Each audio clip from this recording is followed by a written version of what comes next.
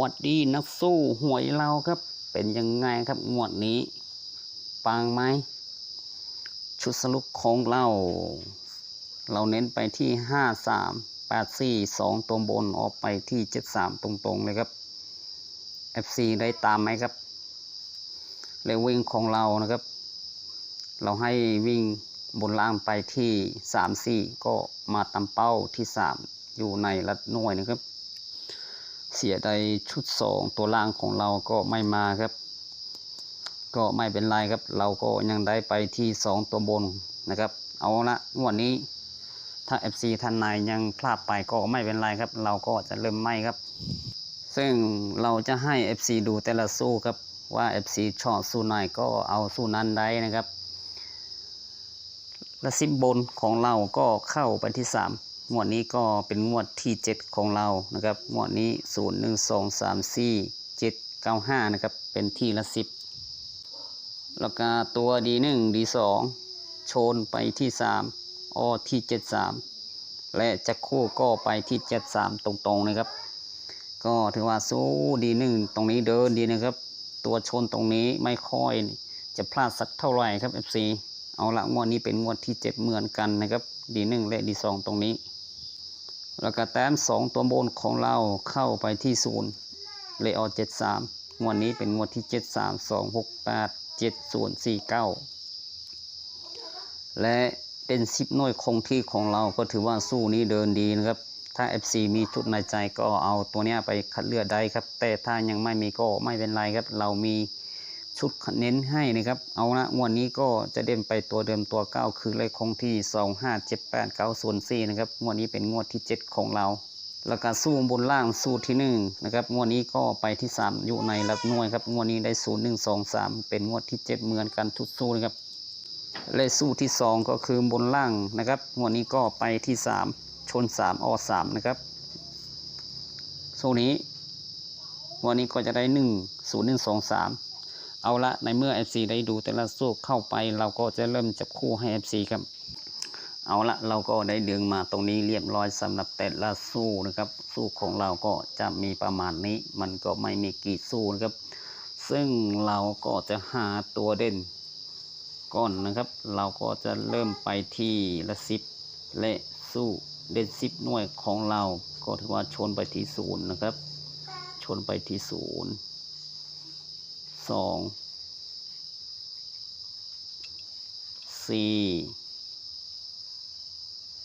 แล้วก็5ตัวนี้นะครับ7 8 9ก็ถือว่ามี7เลข9 7เลข9นะครับเอาละเราก็จะเริ่มจากคู่จากวิธีเดินวิธีเก้าของเราเลยนะครับซึ่งเราก็จะใช้แต้มนะครับเอาตัวที่เข้าแต้มก็คือ03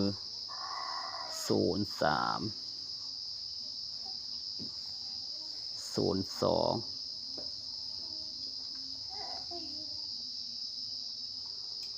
06 08 07 00 04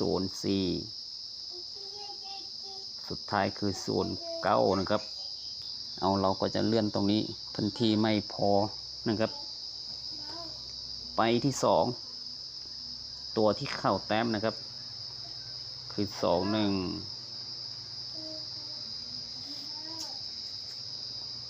แล้วก็20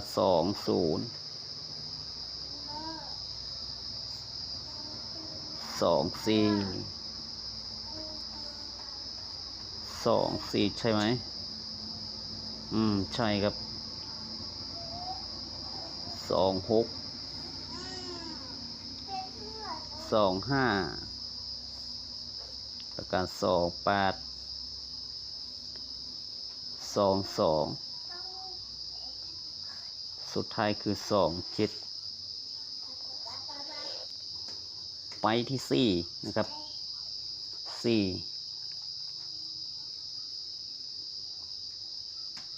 ตัวที่เข้าแต้ม49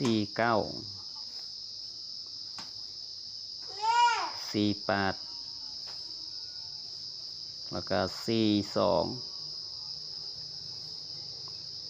44เข้า8แต้ม43 7แต้ม46 0แต้ม40 4แต้มสุดท้ายคือ45 9แต้ม5นะครับตัวที่เข้าแต้มคือ5 8แล้วก็5 7 2แต้ม5 1 6แต้ม53 8แต้ม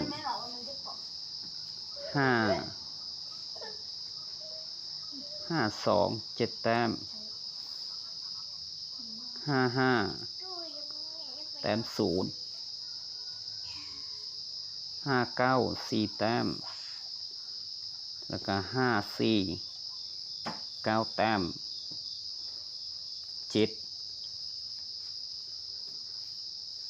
อะไรนะ76เข้าแต้ม3 75แต้ม2แล้วก็79ใช่ไหม79แต้ม0 71แต้ม8 70แต้ม7 73แต้ม0 77แต้ม4 72แต้ม9ตัวสุดท้ายคือ9นะครับ94แต้ม3แล้วก็93แต้ม2 97แต้ม6 99แต้ม8แล้วก็98แต้ม7 91แต้ม0 95แต้ม4สุดท้ายคือ90นะครับ FC จะเอาตัวกันไหมเอานะครับเอาตัวกันเราก็จะเอาตัวที่ไม่เหมือนก็คือเลข1ตรงนี้นะครับก็จะคู่ไปที่ตัวนี้นะครับตัวนี้ก็มีโอกาสมาที่ละ10หรือละหน่วยครับ FC ทำไมเราว่าแบบเนี้ยถ้าเราใช้สู้10หน่วยก็จะมีโอกาสนะครับแต่ถ้าเราใช้แค่ละ10มันก็ไม่มีโอกาสนะครับหวังว่า FC ไม่งงกับตัวที่เข้าแต้มก็คือ1 0ไม่มีนะครับ1 2แต้ม3ตัวกันของเรา1 2แต้ม3แล้วก็1 4แต้ม5ไม่มี1 5แต้ม6 1 5นะครับแล้วก็1 7แต้ม8มีครับก็ดึงมาตรงนี้1 7แต้ม8ตัวนี้คือ7นะครับไม่ใช่8นะเอาไม่ก็1 7แล้วก็1 9แต้ม0มีกับ1 9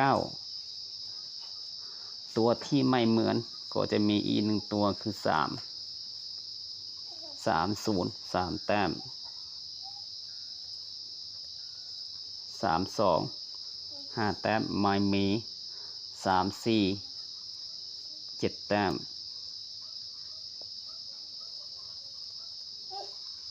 37 0แต้มแล้วก็39แต้ม2 39นะครับตัวที่ไม่เหมือนก็จะมีแค่2ตัวนี้นะครับเอาละเรามาวิเคราะห์แบบนี้นะครับ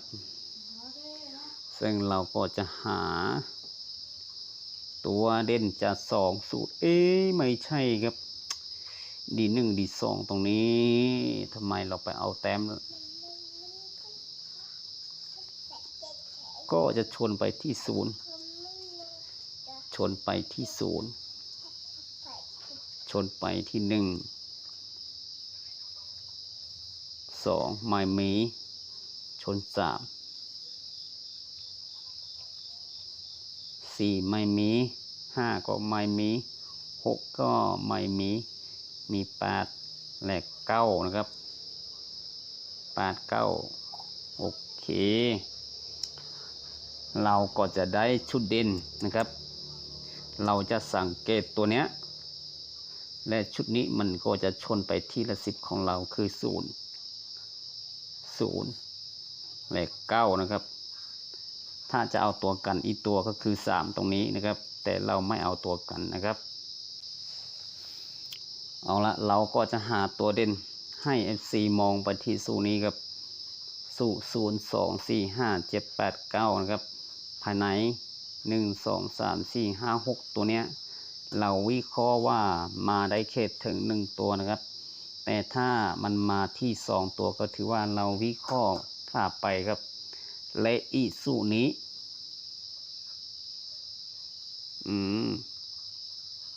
เดี๋ยวนะคือสู4นะครับลืมสู4ตรงนี้นะครับเดี๋ยวเราเขียนตรงนี้8 9 0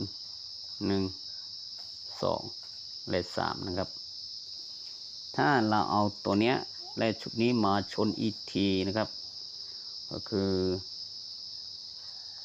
ตัวเนี้ยนะครับก็จะเด่นไปที่0และ9นะครับก็ถือว่ายังชนไปที่ตัวเดิมตัวเก่าตรงนี้นะครับ0และ9นะครับเอาละ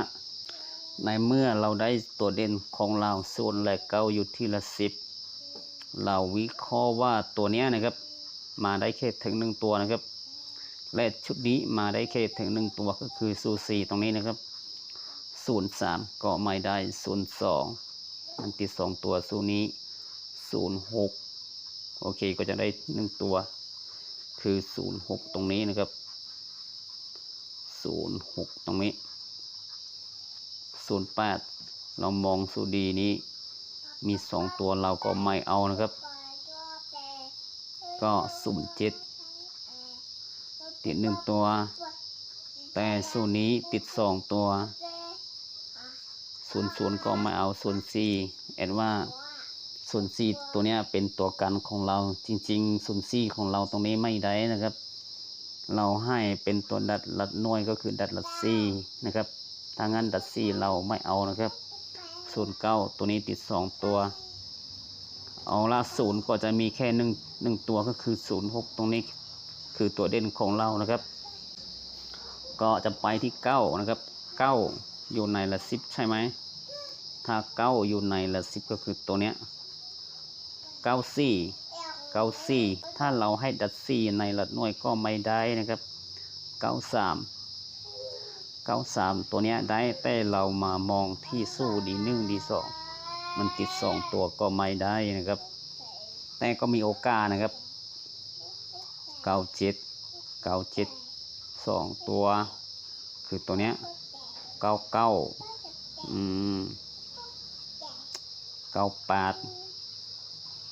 91 95 90ก็จะไปอีก1ตัวก็คือ3อยู่ในละ10 3ใช่ไหม3อยู่ในละ10 30ติด2ตัวก็คือสูนี้นะครับสูนี้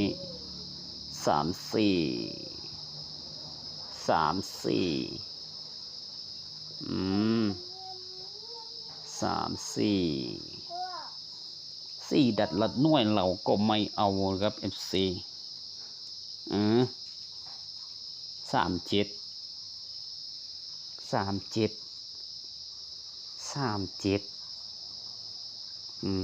ตัวกันของเราก็น่าจะได้นะครับ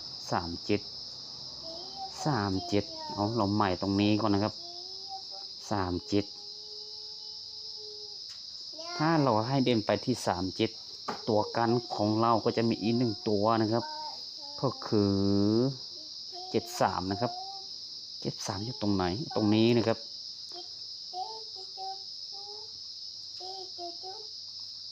เราก็จะได้ชุดเด่นมา3คู่นะครับแต่ถ้าเราวิเคราะห์แบบนี้เพิ่มเติมอีกนะครับก็คืองวดก้อนมันออกไปที่73ใช่ไหมเราว่าถ้าจะมาจริงๆก็จะไปที่37เลข06ตรงนี้นะครับเอาละ FC คือว่าชุดเด่นของเราก็จะมี3คู่นี้นะครับตัวกันถ้ามันจะมา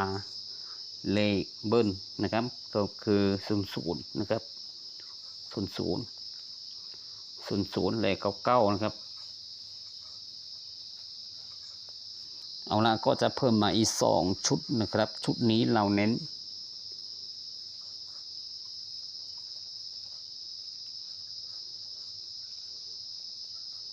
แบบสากลเลยนะครับแบบตรงๆเลยครับ